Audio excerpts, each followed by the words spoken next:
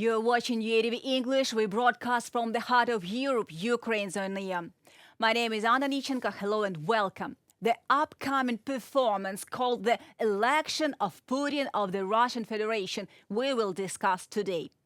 Though the average turnout for the Russian presidential elections will be 71%, sociologists presented electoral calculations. Experts from Foundation Public Opinion, Russian Public Opinion Research Center, and Institute of Social Marketing calculated the forecast of turnout and voting results in the presidential elections. Thus, the estimated turnout ranged up to 73%. Current Putin of the Russian Federation had the highest rating. He can get up to 82% of the votes. The other candidates will get near 6% of the votes. At the same time, Moscow has already begun preparing for a concert celebrating Putin's election victory. The holiday of all Russian people will take place on March 18th. According to the Russian Novaya Gazeta Europe, in one of the social networks was created a special chart for the VIP fan zone of the concert, which will take place on Red Square. The Russian elections, they're not democratic elections. They are so-called elections, and we will not recognize the outcome of these elections. This theme and some others we will discuss with our guest, Andrey Sidelnikov, politician, head of International Sanctions Committee. Hello and welcome. Hi. If European Parliament and European Union won't recognize the elections, who will be the president of Russia after 17th of March, and with whom world authorities must discuss their reparations, for example, to Ukraine, to other countries?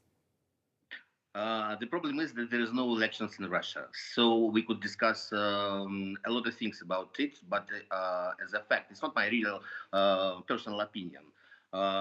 We know that Putin will have his fifth illegal term. So all European and Western politicians must know that there is no legal president in Russia after 17th of March this year, and they can't say that he is a president. They can't meet in the future with him or with his arounds. So they must ban Putin as a president, because we know that he is a criminal person now. So all the world, democratic world, must catch him and put to the court in Gaza. That's why there is no legal president in Russia. Yuliya Navalnaya, the widow of a Russian opposition politician Alexei Navalny, called on Russians to join the action noon against Putin on election day. Do you support this kind of protest? I don't support this protest in all of this one, but I could support for Russians who live now abroad.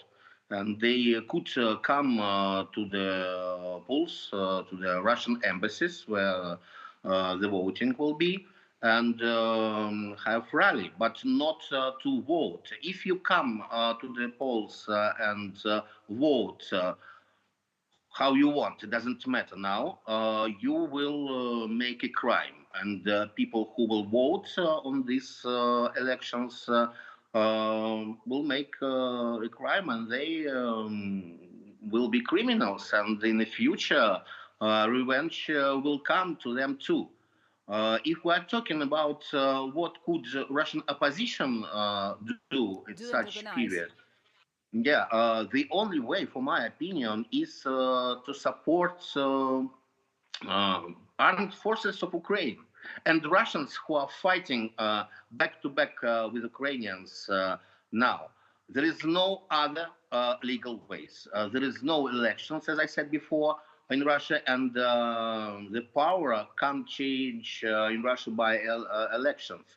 So we're only fighting for the democratic Russia could be the best way of which we have now and which we did for a lot of years. Any peaceful demonstrations, any peaceful changing couldn't help us. So only one way to support Ukrainian army and Russians who are fighting in the Ukrainian army. There is no other ways. Of course, you can come to the embassies, stay on another side of the roads and protesting, but you must know that it's nothing in our fight with such fascist regime.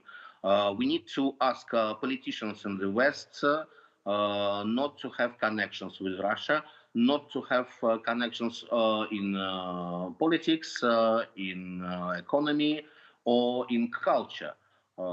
We just need to help Ukraine. Without victory of Ukraine, there is no democratic Russia. We need to know this too.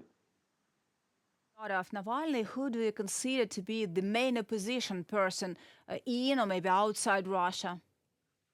The problem is that there is a lot of well-known Russians who could be the leaders, but they don't want to do this. And we now we see that Kremlin gives a lot of opportunity to his agents who are pretending that they are in a position. And now we see that those people asking Russians to come and vote.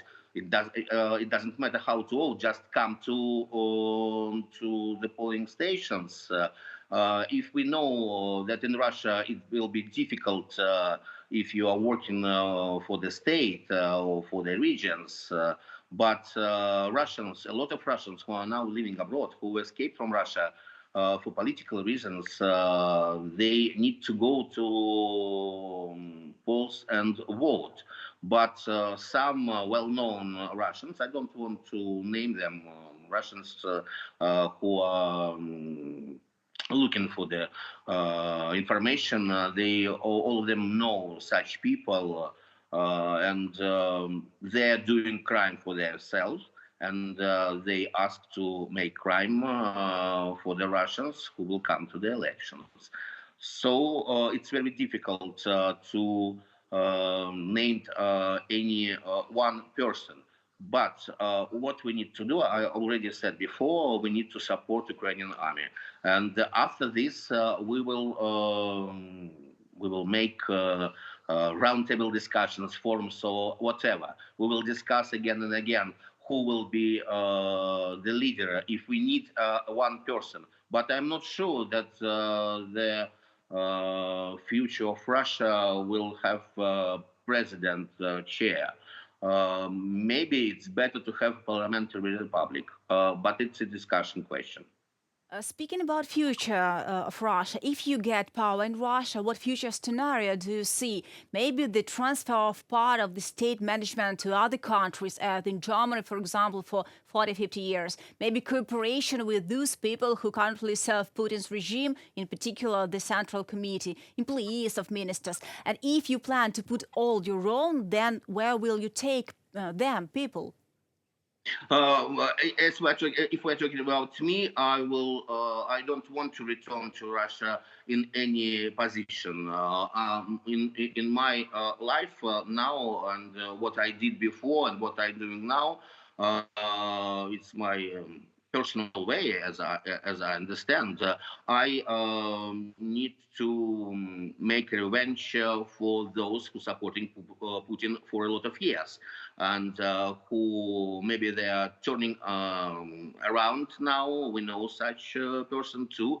But everyone who supported Putin from 2012, from the previous electoral time, from that period, everyone who was close to the Putin's regime, who got money from this regime, who supported it, must have a revenge. And this is the main point of myself. Now I'm head of International Sanctions Committee, and we are doing our best to bring to Putin's regime more sanctions that we have now. So it's a difficult way, and of course, it's not way for the pleasure. But if you ask me how can I see Russia in the future, it must be a parliamentary republic, as I said before, and people who were not involved to supporting Putin's regime will do their best to make Russia again democracy country like it was before Putin came to the power. Thanks a lot that you joined us today. Thanks a lot for your opinion, for your answers. Thank you. I remind to our viewers that my guest was Andrey Sidelnikov, politician, head of International Sanctions Committee. So it was UATV in English. We broadcast from the heart of Europe. See you in a week.